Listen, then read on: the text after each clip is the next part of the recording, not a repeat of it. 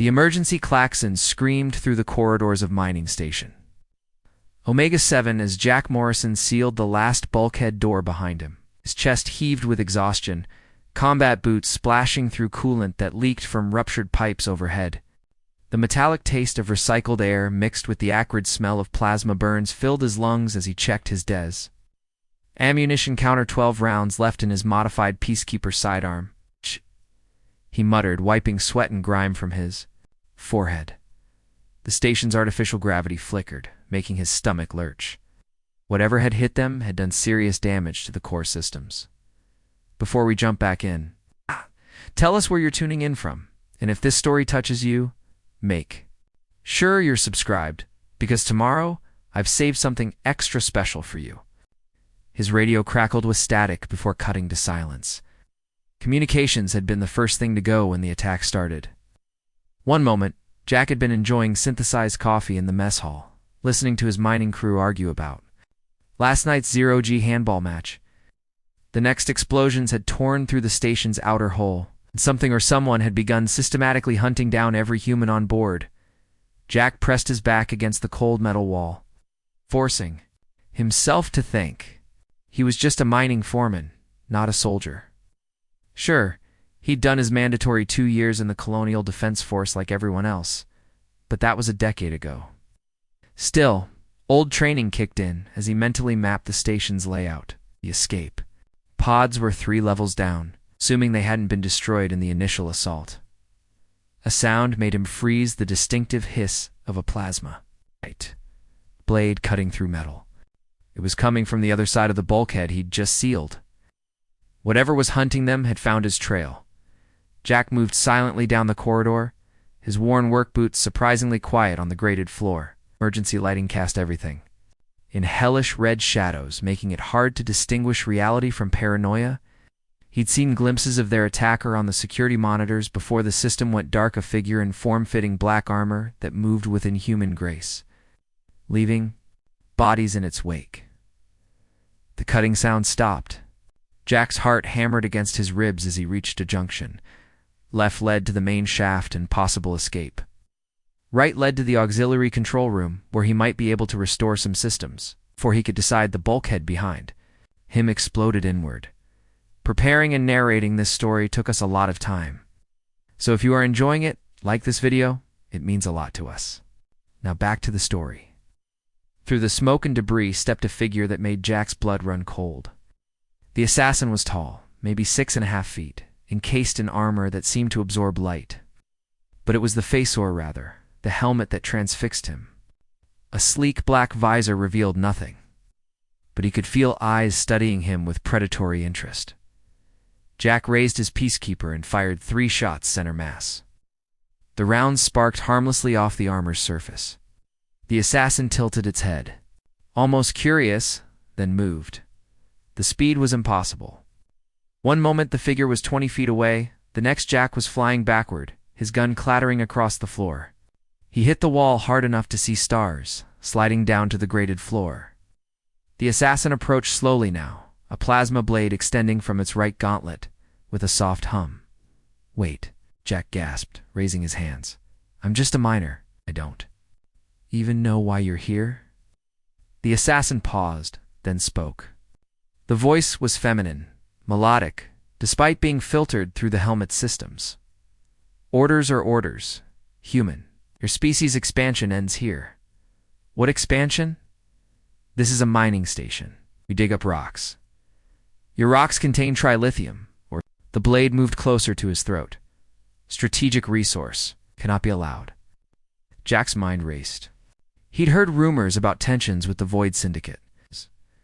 Whispers of alien species who viewed humanity's rapid expansion as a threat, but he'd never imagined it would lead to this, a Black Ops assassination of an entire mining crew. The plasma blade hummed inches from his neck. Jack could feel its heat. In desperation, his hand shot out, not to attack, but to grab something, anything. His fingers found purchase on the assassin's helmet, yanking hard. The helmet came free with a hiss of releasing pressure, and Jack's imminent death was forgotten as he stared at what was revealed. She was beautiful in an utterly alien way. skin the color of deep amethyst, with subtle patterns that seemed to shift in the emergency lighting. Cheekbones and large eyes that were completely black except for rings of silver around the edges. But it was her hair that captivated him, long strands that looked like spun starlight, moving with a life of their own. Defying the station's artificial gravity, the assassin the woman froze completely. Her eyes widened in what Jack could only interpret as shock. You, ... she breathed, the plasma blade flickering. You removed my helm. No one has ever. Look, I'm sorry, Jack said quickly, still pressed against the wall. I didn't want to die without seeing who was killing me. She stared at him for a long moment, then the blade retracted. You are either very brave or very stupid. Human. Probably both, Jack admitted. I'm Jack, by the way. By the way. Jack Morrison. Figured you should know the name of the guy you're about to kill. I am. She hesitated, as if sharing her name broke some protocol. Lirelay of the Stellar Requiem. First Blade of the Void Syndicate? That's a mouthful. Mind if I call you Lyra? Her otherworldly features shifted in what might have been amusement. You seek familiarity with your executioner? Well, when you put it that way, it sounds weird. Jack slowly got to his feet, keeping his movements careful. Lyra didn't stop him, seemingly still processing the fact that he'd removed her helmet. So, First Blade, huh? That sounds important. I have eliminated threats to the Syndicate for 70 of your solar cycles, she said, a note of pride in her voice. Never have I failed a mission. 70 years. Jack couldn't hide his surprise. You don't look a day over 25, good genes. My species ages differently than yours. She studied him with those striking silver-ringed eyes. You show no fear now. Why? Jack shrugged. Figured if you were going to kill me, you'd have done it already. Plus, he gestured at her appearance, it's hard to be terrified of someone. So ... striking. Something shifted in her expression. You find me aesthetically pleasing?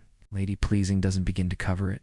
You're like if someone designed the perfect woman and then decided to make her an alien ninja. Lyra blinked. Clearly not used to such responses. You are.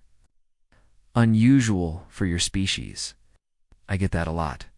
Jack noticed her hair was moving more actively now, the strands seeming to reach toward him. Is your hair supposed to do that?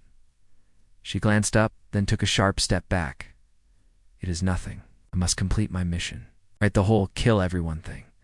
Jack sighed. Look, I know you've got orders, but these are good people. It's miners with families. Half of them have kids back on Colony 7. Sentiment changes nothing, Lyra said, but her voice lacked its earlier certainty. The trilithium must not a massive. Explosion rocked the station, throwing them both to the floor. Jack instinctively reached out to steady himself and ended up catching Lyra as she stumbled. His hand tangled in her luminous hair. The effect was instantaneous and dramatic.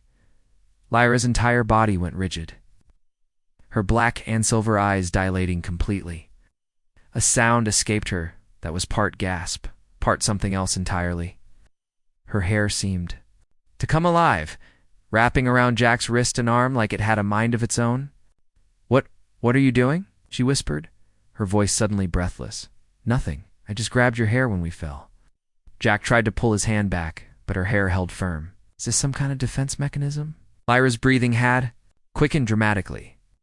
The patterns on her amethyst skin were glowing now, pulsing with an inner light. You don't understand my hair, ... It's... Another explosion, closer this time.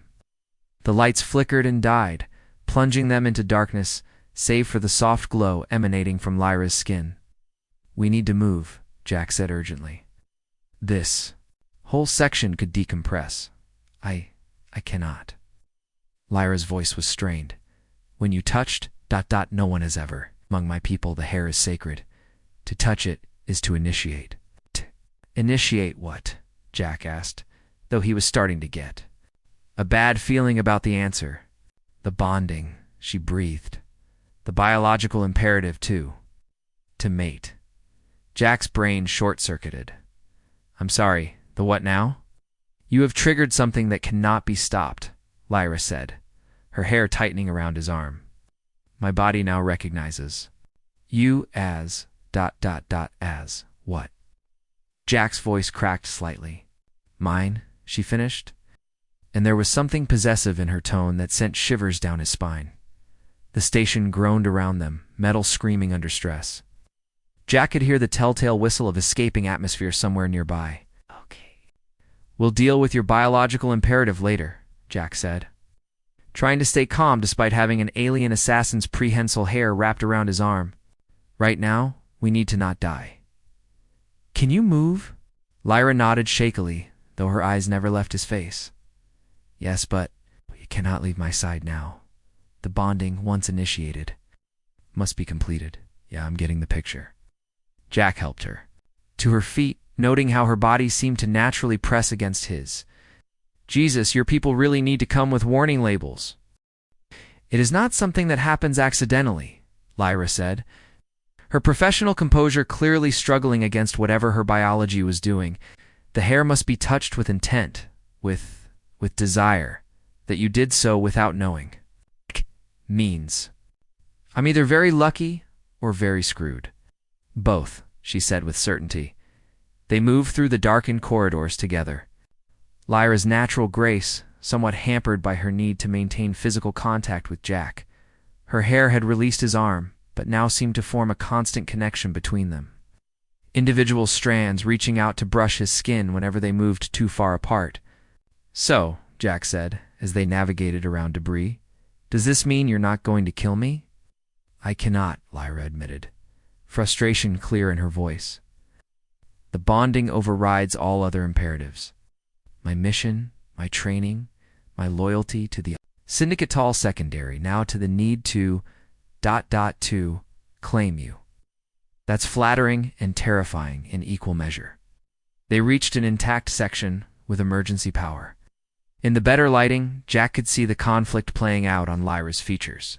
Her training warred with her biology, creating an almost painful-looking tension. This is not how I planned this assignment, she muttered. Yeah, well, I didn't plan on being claimed by an alien assassin today either, but here we are, Jack checked. His station map on a flickering terminal. Escape pods are 2 levels down. Think we can make it? We? Lyra looked at him sharply. You would take me with you. As opposed to what? Leaving you here to die? Jack shook his head. I'm not that guy. Right. Plus your hair might strangle me if I tried, as if in agreement. A strand. Curved up to caress his cheek, the touch sent an unexpected jolt through him, not unpleasant, but definitely alien. You are very strange, Jack Morrison, Lyra said softly. You mentioned that already. He grinned, despite their situation. Come. On. Let's get out of here. We can figure out this whole bonding thing once we're not on an exploding station. They'd made it halfway to the escape pods when they encountered the first bodies. Jack's mining crew, people he'd worked with for years, lay scattered in the corridor. His jaw tightened. Lyra noticed his reaction. I am efficient in my work. Yeah, I can see that. Jack's voice was flat. These were good people, Lyra. I know. The admission seemed to surprise her. I research all my targets. Marcus Chin, family man, 3 children. Sarah Volta, supporting her elderly parents. James. Tucker about to propose to his partner.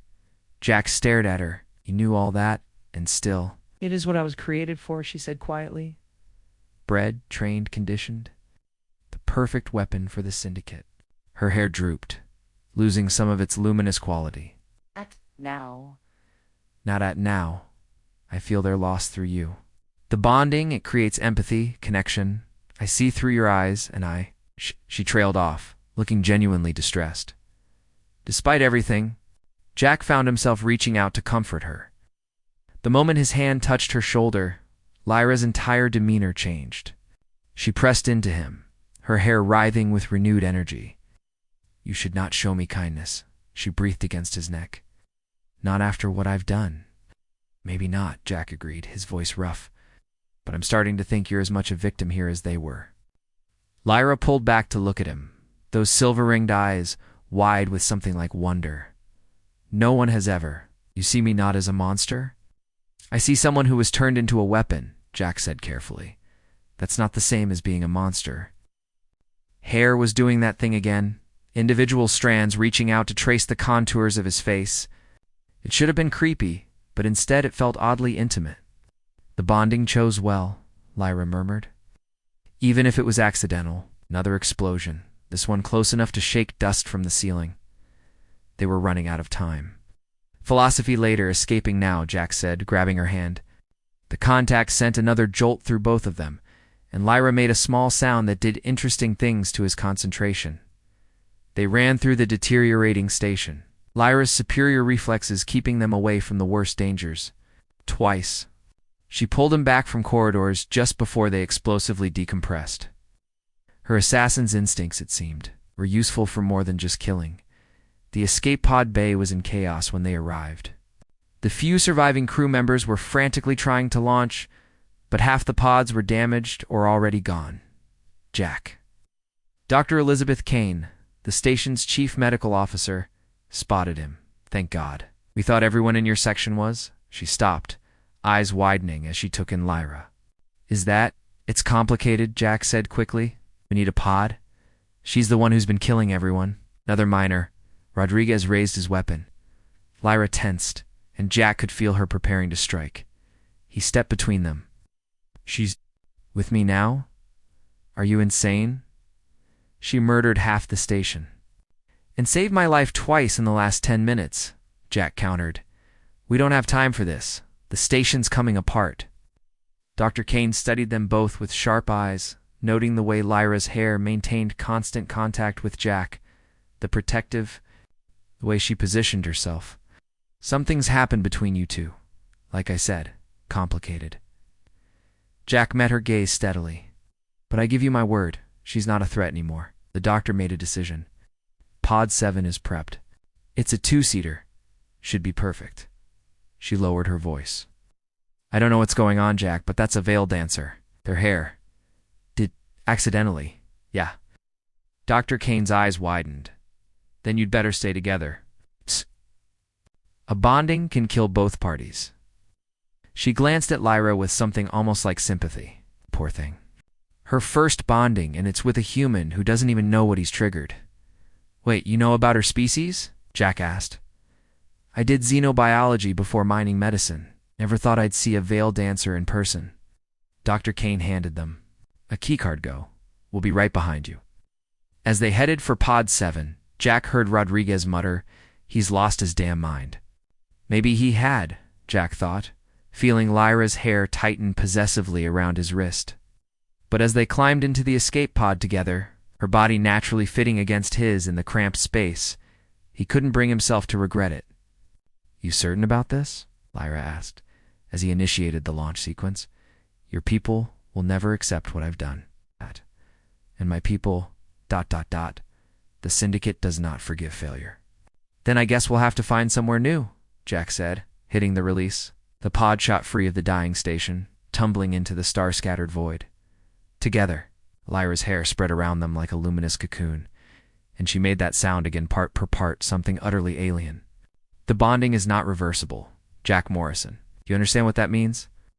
That I'm stuck with a beautiful alien assassin who might be falling for me as hard as I'm falling for her? She blinked, then smiled, the first genuine smile he'd seen from her. It transformed her face from coldly beautiful to something that made his heart skip. You are definitely the strangest human I've ever encountered, she said. Good thing, too, Jack replied, watching mining station Omega 7 tear itself apart in their wake. A normal one probably would have gotten us both killed. As their pod drifted through space toward an uncertain future, Jack felt Lyra relax against him, her hair creating patterns of light in the darkness. He'd lost his crew, his job, and probably his standing in human space. But somehow, with this deadly, beautiful, complicated woman pressed against him, he couldn't help but feel like he'd gained something worth infinitely more. The bonding pulsed between them, alien and powerful and undeniable. Whatever came next, they'd face it together, whether they wanted to or not. The escape pod's emergency beacon had been pulsing for 6 hours when Lyra finally spoke again. She'd been silent since their initial escape, her luminous hair creating a soft canopy around them in the cramped space. Jack had dozed fitfully, exhaustion from the station attack finally catching up with him. But he'd been aware of her watching him the entire time. "You dream loudly," she said, her voice carrying that musical quality that made even simple statements sound like poetry. Jack stretched as much as the confined space allowed, didn't know that was possible. "For my people, all thoughts have resonance. Through the bonding, I experience yours." She tilted her head, studying him with those impossible silver-ringed eyes. "You dreamed of Earth, of blue skies and something called barbecue." "Been away from home for 3 years," Jack admitted.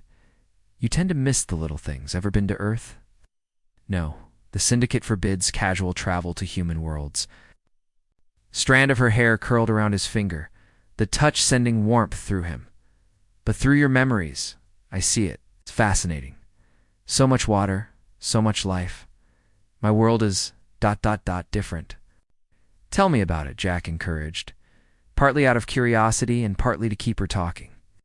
Her voice was soothing even when discussing her assassin background. Lyra's skin patterns shifted, taking on deeper hues. "Nethys Prime, a world of crystal, spires and floating cities. The sky is violet during the day, crimson at night, with 3 moons that dance together in complex patterns." Her expression grew distant. "I have not seen it in 40 cycles. They took you away when you were 30, younger. The Syndicate selects candidates in childhood, knows with the right genetic markers, the proper potential." Her hair tightened.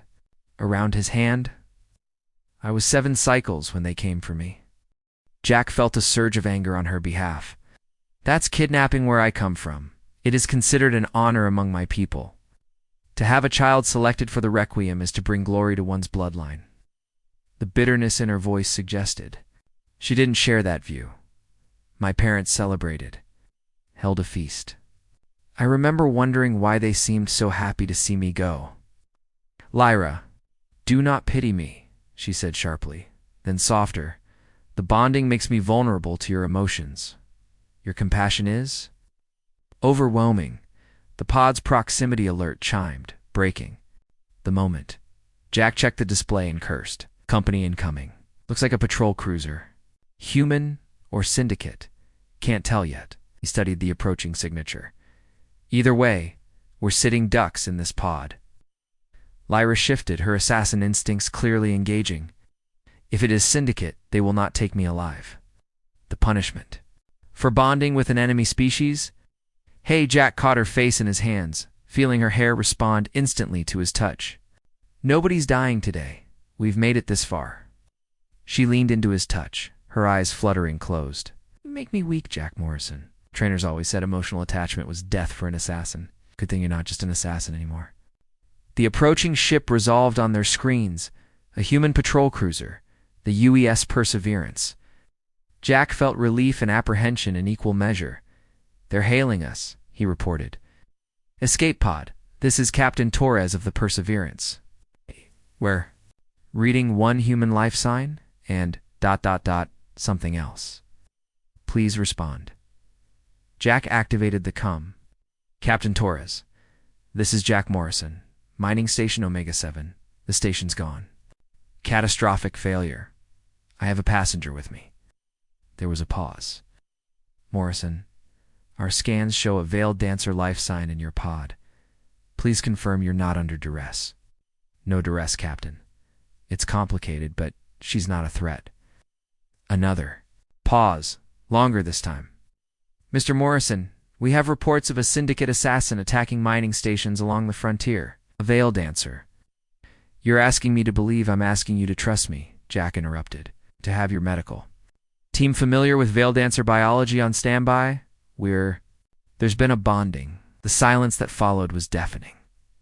Finally, Torres spoke again, his voice carefully neutral. "Understood.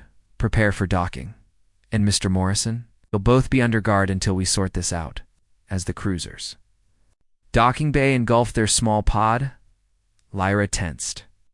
"Your people will separate us. I won't let them. You may not have a choice." Her hair began to glow more intensely, responding to her agitation. Jack, if they try to break our bond by force, my body will interpret it as an attack. I won't be able to control the response, and we make sure they understand. He squeezed her hand. Trust me. She looked at him for a long moment, then nodded. With my life. The bonding demands nothing less. The pod cracked open to reveal a squad of Marines, weapons raised, but not quite aimed. Behind them stood a woman in medical whites, her expression fascinated rather than fearful. Mr. Morrison, I'm Dr. Sarah Vega, xenobiology specialist. I need you both to move slowly and keep your hands visible. Jack helped Lyra out of the pod, noting how the Marines tensed when her full height became apparent. Even without her armor, she cut an imposing figure. Doctor, this is Lyra Lay of the Stellar Requiem, Jack said formally. And before anyone does anything stupid, you should know that forcibly separating us will trigger a violent biological response that neither of us can control. Dr. Vega's eyes lit up with scientific interest. A true bonding? Fascinating. I've read the literature, but never thought. She stepped forward, causing the Marines to shift nervously. May I examine you both? Non-invasively, of course. Lyra's hair formed a protective barrier between them and the Marines. You know of our biology? I wrote my dissertation on veiled dancer mating customs, though most of my colleagues thought it was purely theoretical. Dr. Vega held up a medical scanner. The bonding phenomenon in particular, psychic biological link, triggered by intimate contact with the hair follicles, correct? You are well informed, Lyra admitted, some tension leaving her shoulders.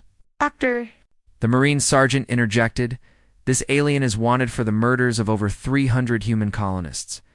Protocol demands. Protocol doesn't account for a bonded pair. Dr. Vega cut him off. Sergeant, I need you to understand something. You try to separate them now, she won't just resist. She'd go into a berserker state that would make her previous attacks look tame. And he, she gestured to Jack, will likely die from the severed connection. Jack felt Lyra's hand find his, her fingers interlacing with his own. Through their bond, he sensed her desperate hope that the doctor's words would be heeded. Captain. Torres's voice came over the intercom. Dr. Vega, Sergeant Williams, escort our guests to Medical Bay 3. Full security, but no aggressive actions. I'll meet you there. The walk to the medical bay was tense, Marines flanking them while trying to maintain a respectful distance from Lyra's increasingly agitated hair. Jack found himself oddly proud of how she carried herself back straight, movements graceful. Despite the circumstances, even surrounded by enemies, she looked like royalty. You find pride in me? Lyra whispered, picking up his thoughts. Always, he whispered back, meaning it. Medical Bay 3 was a sophisticated setup. Clearly designed for xenobiological studies, Dr. Vega immediately began setting up various scanners while Captain Torres entered, his weathered face showing a mixture of curiosity and concern. Mr. Morrison, Torres began, I've reviewed the logs from Omega 7. You're saying this veiled dancer, the same one who massacred the crews, now bonded to you? The short version, yes. Jack remained standing, unwilling to be separated from Lyra even by a few feet. The long version involves accidental hair touching and alien biology I'm still trying to understand. It is. Studied Lyra with sharp eyes. And you, miss? Do you have anything to say for yourself? Lyra straightened, every inch the trained killer. Despite her current vulnerable position, I am Lyra Lay of the Stellar Requiem, first blade of the Void Syndicate. I was sent to eliminate your mining operations to prevent human access to trilithium deposits. Her chin lifted. I will not apologize for following orders, but neither will I continue my mission. The bonding supersedes all previous loyalties. Convenient, Sergeant Williams muttered. Lyra's hair flared, and Jack felt her anger spike through their connection. You dare question Easy, Jack soothed, running his fingers through a strand of her hair. The effect was immediate. Lyra's entire body relaxed, her eyes dilating as she leaned into him. Remarkable, Dr. Vega breathed, watching her scanners. The neurochemical response is off the charts. Captain, I'm seeing complete synaptic synchronization between them. This isn't just biological, it's quantum entanglement at a cellular level. English, Doctor? They're becoming one organism in two bodies. Separating them now wouldn't just be cruel, it might be literally impossible. Torres rubbed his temples. Mr. Morrison, you realize the position this puts us in? The Syndicate will want their assassin back. Earth Command will want her tried for war crimes. And you're telling me we can't even put her in a cell without killing you both? That about sums it up, Jack agreed. Look, Captain, I know this is insane. Yesterday I was just a mining foreman worried about quotas. Now I'm connected to her in ways I don't fully understand. But I know she's not the enemy anymore. The bonding changes us, Lyra added softly.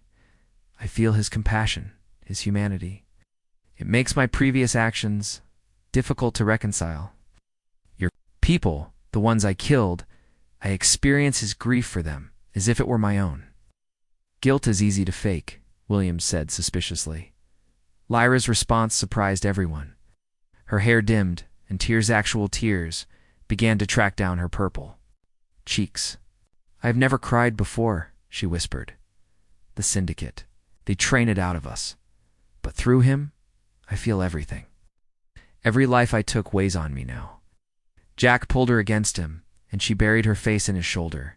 The hardened assassin who'd terrorized the frontier was sobbing like a broken child. Dr. Vega looked meaningfully at Torres. Captain. Torres was quiet for a long moment, then sighed. Doctor, I want full medical workups on both. Of them, Sergeant, postcards, but give them space. And someone, get me a secure line to Admiral Chen. She's going to love this. As the others filed out, Dr. Vega approached with gentle professionalism. I need to run some tests, but I promise to keep you together. The bonding process typically takes several days to fully stabilize. You'll experience shared dreams, emotional bleed-through, possibly even shared physical sensations. We've already noticed, Jack said, thinking of how he'd felt echoes of Lyra's combat training during their escape. It will intensify. Veil dancers evolved this mechanism to ensure absolute loyalty between mates. Their entire society is built around bonded pairs. She paused. Lirale, when was your last genetic screening? 6 months ago? The Syndicate monitors us constantly, I ask because... Dr. Vega pulled up a holographic display. Your readings show you're entering your species. Fertility cycle. The bonding may have triggered it prematurely. Lyra went very still. That's not possible. The Syndicate gives us suppressants, which would be overwhelmed by a true bonding. Your body is preparing to... well, to mate. Jack felt heat rise in his face. Doc, maybe we could discuss this later. I'm afraid not. Captain Torres needs to understand all implications. Dr. Vega's expression was sympathetic, but firm. The Donner Veil dancer in fertility is extremely protective of their mate. Any perceived threat could trigger a violent response. And the urge to, complete the biological imperative will become quite intense.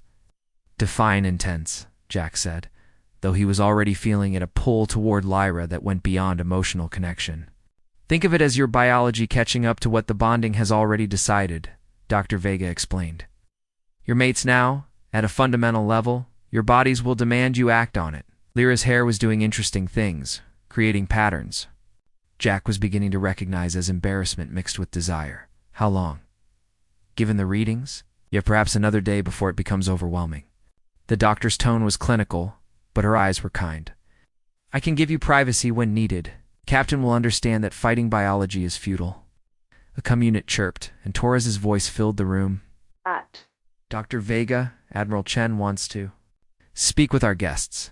Can they be moved to the conference room? They stay together? Yes. The conference room's main screen showed Admiral Chen as a stern woman whose expression suggested she'd seen too much in her career to be surprised by anything.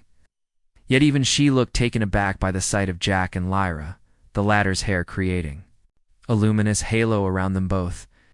Mr. Morrison, Chen began without preamble, do you have any idea the diplomatic incident you've created? With respect, Admiral, I was just trying not to die. By bonding with a Syndicate assassin, that part was accidental. Chen's expression suggested what she thought of that excuse. She turned her attention to Lyra, Lirale of the Stellar Requiem. You're responsible for over 300 human deaths. 327, Lyra corrected quietly. I remember each one. And now you expect clemency because of this. Bonding. I expect nothing, Lyra said with dignity. I know. What I've done cannot be undone. But I am no longer what I was. The bonding has changed me fundamentally. I could no more harm Jack's people now than I could harm him. Convenient truth, Lyra countered. Your xenobiologist can confirm. When a veil dancer bonds, their loyalty transfers completely. The Syndicate knew this, which is why they forbade us from forming attachments. Admiral Chen was quiet for a moment. The Syndicate has already made demands for your return. They're calling this an act of war, Lyra said bitterly. I am valuable property to them. 70 years of training and conditioning, wasted because a human man was kind to me. Is that what triggered it? Kindness? Lyra's hair reached. For Jack, who took her hand, he saw me as more than a weapon. Even after what I'd done, he showed me compassion. My hair responded to his touch because my soul had already chosen him. Jack squeezed her hand, feeling their connection pulse with shared emotion. Admiral Chen's expression softened fractionally. Mr. Morrison, you understand that protecting her makes you a target? The Syndicate doesn't forgive. Then I guess we'll need protection, Jack said simply, or we disappear. Either way, I'm not abandoning her. The frontier is vast, Chen mused. Ships go missing all the time. Cords get corrupted. She seemed to come to a decision. Captain Torres, I'm classifying this entire incident. As official records are concerned, Lirelei of the Stellar Requiem died in the destruction of mining station Omega-7. Lyra's head snapped up. You would do this? I'm doing this for the 327 humans who can't speak for themselves, Chen said firmly. Your victims deserve justice. But I also understand the nature of slavery, even when it's dressed up as honor. In duty, you were a child when they made you into a weapon. Admiral Captain Torres interjected, what about Mr. Morrison, killed in the station's destruction? Heroically, of course. Full benefits to any listed next of kin. Chen's smile was sharp. I suggest you both pick new names and stay away from core systems for a few decades. Thank you, Jack said, meaning it. Don't thank me yet. This conversation never happened. Torres see that they're dropped somewhere discreet with enough supplies to start over. And Mr. Morrison? Take care of her. From what I understand about Veil Dancer biology, you're stuck with each other regardless. The screen went dark. Looked between them. You heard the Admiral? Dr. Vega, how soon can they travel? Give me 12 hours to ensure the bonding is stable. After that, ... She glanced meaningfully at Lyra's increasingly active hair. They'll need privacy more than medical supervision. As they were escorted back to medical, Jack felt Lyra's thoughts brush against his gratitude. Wonder and growing desire mixing into an intoxicating blend. Your people show mercy, she said softly. Some of us try. He pulled her closer as they walked. So, new names? Any ideas? Choose, she said immediately. My culture, the bonded male names the pair. No pressure. Jack thought for a moment. How about Sarah and Marcus Connor? Nice boring human names. Sarah. Lyra tested the name. I like it. New names for a new life. They'd reached the medical bay, where Dr. Vega had sectioned off a private area with a comfortable bed and basic amenities. I'll check on you in a few hours, the doctor said tactfully. The door locks from the inside. Soon as they were alone, Lyra turned to face Jack fully. Her hair created a cocoon around them, and her skin's bioluminescent patterns pulsed with increasing intensity. The cycle is accelerating, she said, her voice husky. I can feel it building. The need to complete our bond, too. ... She trailed off, her hands finding his chest. We don't have to do anything you're not ready for, Jack said, even as his body screamed disagreement. Jack Morrison, she said with a smile that was pure predator. I have been ready since you first touched my hair. The question is, are you prepared for what comes next? Looking into her silver-ringed eyes, feeling their connection pulse with shared desire, Jack knew his old life was truly over. But as Lyra's lips found his and their bond exploded with sensation, he couldn't bring himself to mourn it. Whatever came next, they'd face it together, bonded, mated. Complete. 6 months after the destruction of mining station Omega-7, on a small agricultural colony at the edge of human space, Sarah Connor worked the soil of her garden with practiced efficiency.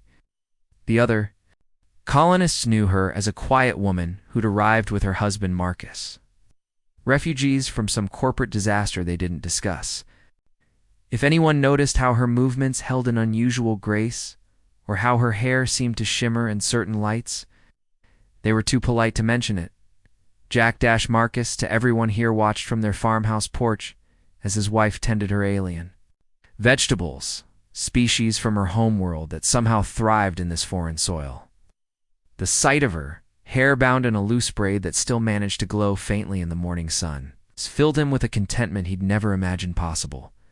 Their bond had evolved over the months, deepening from the initial biological imperative into something richer. He could feel her satisfaction through their connection as she worked, the simple pleasure of creating life instead of ending it. "You're broadcasting again," Lyra said without looking up, amusement coloring her mental touch. "Can't help it, Jack," replied both aloud and through their bond. "You're beautiful when you're happy." She straightened, turning to face him with dirt smudged on her purple cheek. "I never thought I could be happy. The syndicate told us we were above such base emotions. The syndicate told you a lot of things that were wrong." Lyra abandoned her gardening to join him on the porch, her body naturally finding its place against his. 6 months of practice had taught them to move as one unit. Their synchronization, now second nature. "The merchant convoy arrives today," she said, her fingers tracing patterns on his arm. "We need supplies, and we need to be careful. New convoys mean new chances for someone to recognize us." "My appearance is sufficiently altered," Lyra said, touching her now shorter hair. She'd cut it to shoulder length, dyeing the ends black to dim its natural luminescence. Contact lenses dulled her distinctive eyes to a more human gray. "Though I still believe you were correct, I do look like—" what was the phrase? "A goth alien princess." Jack laughed, the sound warming their bond.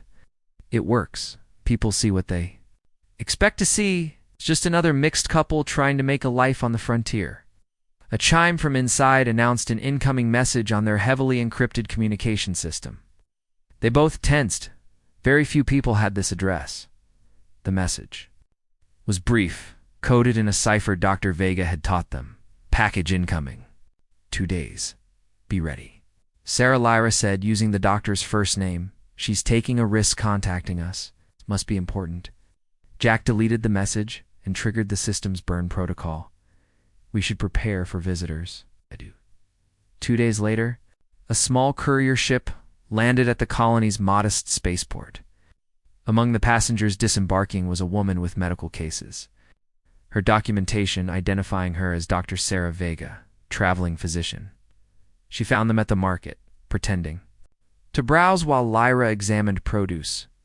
The doctor's eyes widened slightly at Lyra's transformed appearance, but her voice remained casual. "Mrs. Connor, I'm Dr. Vega. I heard you might be interested in my specialty services." They played their parts, discussing medical needs while moving to a more private location. Only when they were secure in their farmhouse did the pretense drop. "You look well," Dr. Vega said, studying them both with professional interest. "The bond has fully stabilized." "Months ago," Lyra confirmed. "We are ... complete. I can see that. Your integration is remarkable." The doctor opened one of her cases. "I've brought supplies medicines that are hard to get on the frontier, including hormone regulators for your species, Lyra, but that's not why I'm here." Jack felt Lyra tense beside him. The syndicate still searching, but that's not it either. Dr. Vega pulled out a medical scanner. "May I?" With their permission, she ran the device over Lyra, then froze. Her eyes snapped up to meet theirs. "You're pregnant." The words hung in the air. Jack felt Lyra's shock echo through their bond, followed quickly by a fierce protectiveness. "That's impossible," Lyra said. "The xenobiological barriers should have prevented this?" "Yes." Dr. Vega's excitement was barely contained. "But your bond isn't normal. The genetic integration I observed has continued.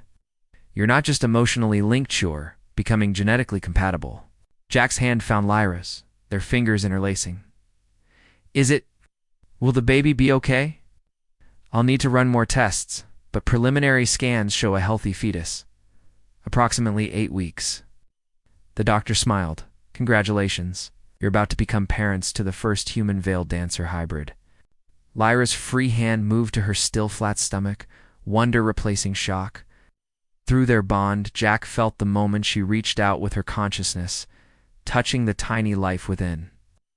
The sensation was like nothing he'd ever experienced. A third presence in their connection, small but unmistakably there. I can feel it, Lyra breathed. Our child, it's us. Perfect. Dr. Vega spent the next hour conducting thorough examinations, her fascination evident. At it. The fetus shows characteristics of both species, human DNA structure with veiled dancer quantum markers. It's rewriting the book on xenobiology. Will it be safe? Lyra asked. The pregnancy? The birth? Unknown territory, the doctor admitted. Your body seems to be adapting remarkably well. The bonding prepared you for this more than we realized. She paused. There's something else. The syndicate has put out new intelligence. They're not just looking for Lyra anymore. They're looking for any bonded pairs. They know about us specifically? Jack asked. No, but they know something happened. Other veiled dancers have gone missing. The bonding incidents are increasing. Dr. Vega's expression was grave. Your accidental touch may have started something. Veiled dancers across the galaxy are questioning their conditioning. Lyra's patterns shifted to deeper purples, he inspired. Others, your escape proved it was possible. That love could overcome their programming. The doctor began packing her equipment. I've brought enough supplies to last through your pregnancy. I'll return when it's time for delivery. Sarah, Jack said. Thank you for everything. Thank me by staying hidden and safe. That child you're carrying might represent the future of both our species.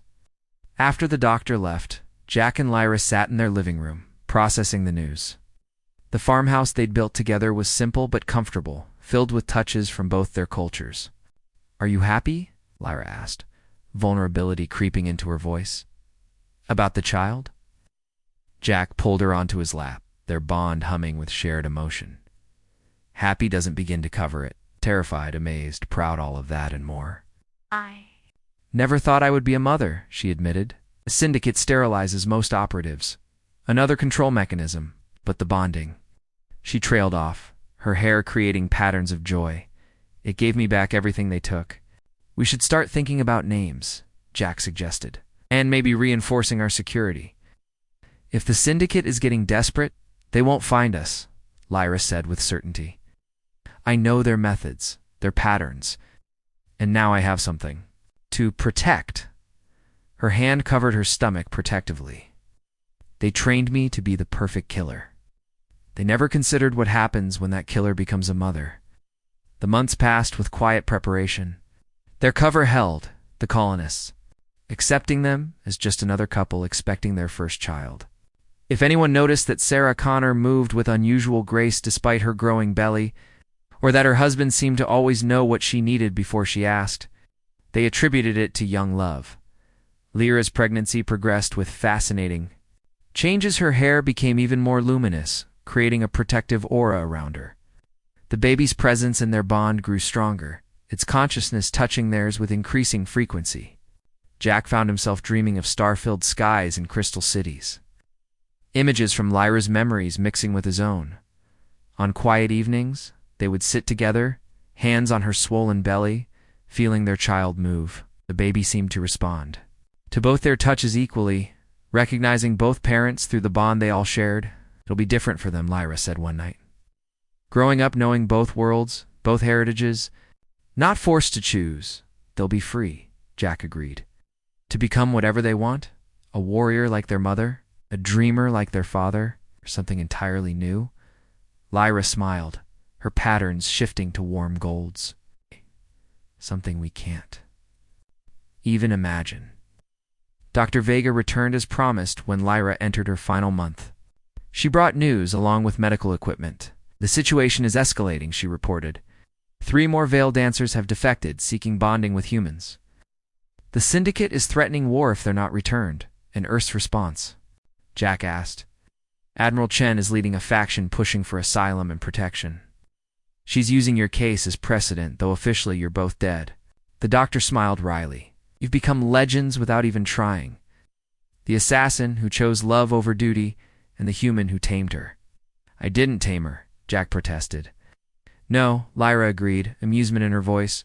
We tamed each other. The labor, when it came, was unlike anything in human or veiled dancer experience. Lyra's hair created a cocoon of light around them, while Jack supported her through their bond, sharing the pain and effort. Dr. Vega worked with calm efficiency, monitoring both species' biological markers. Almost there, she encouraged. Baby's readings are strong. Jack felt the moment their child fully entered the world. Burst of new consciousness in their bond that made both parents gasp. The baby's cry was strange and beautiful, harmonics that seemed to resonate with both human and alien frequencies. It's a girl, Dr. Vega announced, carefully placing the infant in Lyra's arms. She was perfect. Skin a delicate lavender with faint pattern marks, a cap of dark hair with silver threading through it. And when she opened her eyes, they were Jack's brown with rings of Lyra's silver. Luna, Lyra said softly, for the moons of both our worlds? Luna Connor, Jack agreed, touching his daughter's tiny hand. Her fingers wrapped around his with surprising strength, through their bond. They felt Luna's consciousness, bright and curious, already reaching out to explore. She recognized them both instantly, her infant mind accepting the 3-way connection as natural. She's remarkable, Dr. Vega said, running gentle scans. Perfect integration of both species. And look, Luna's few strands of hair were moving, reaching toward both parents with obvious intent. She inherited your hair, Jack laughed, then paused. We're going to need to warn people about that when she's older. Much older? Lyra agreed firmly.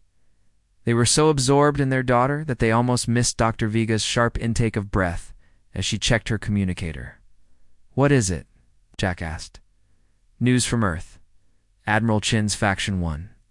The Council voted to offer full asylum to any veiled dancer seeking freedom from the Syndicate. She looked up with tears in her eyes. They're calling it the Morrison Protocol, after you, though they still think you're dead. Lyra held Luna closer, her patterns shifting through a rainbow of emotions. Others will be free because of us. Because you proved it was possible, Dr. Vega confirmed. The Syndicate is in chaos. Dozens of their operatives are defecting. That night as Luna slept between them, Jack and Lyra lay in comfortable silence. Their bond hummed with contentment 3 minds now, where once there were 2. Do you ever regret it? Lyra asked. That accidental touch that changed everything?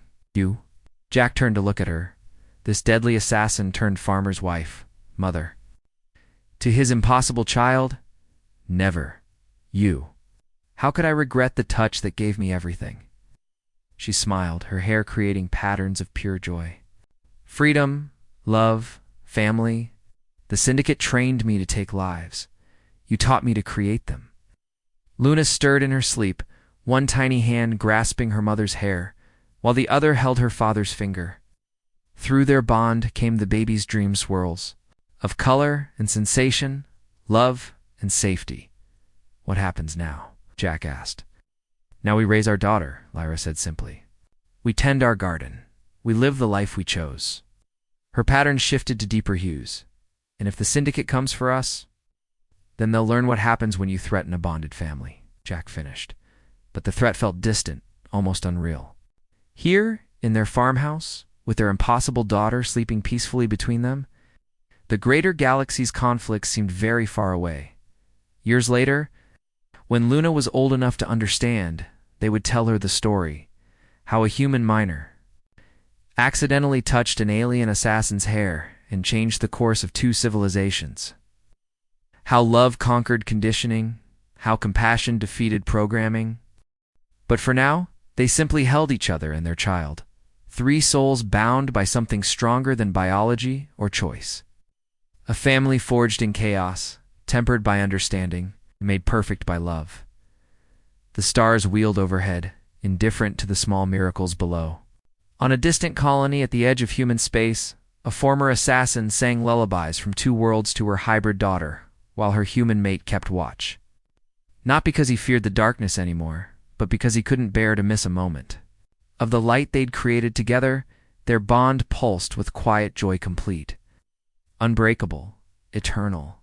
And in her sleep, Luna's hair danced with dreams of a future where touching an alien's hair in wonder, not war, would be as natural as breathing. A future her parents had accidentally begun with one forbidden touch, the first of many to come. Up next, you've got two more standout stories right on your screen. If this one hit the mark, you won't want to pass these up. It's clicking. Check them out. Don't forget to like, subscribe, and turn on the notification bell so you don't miss any upload from us.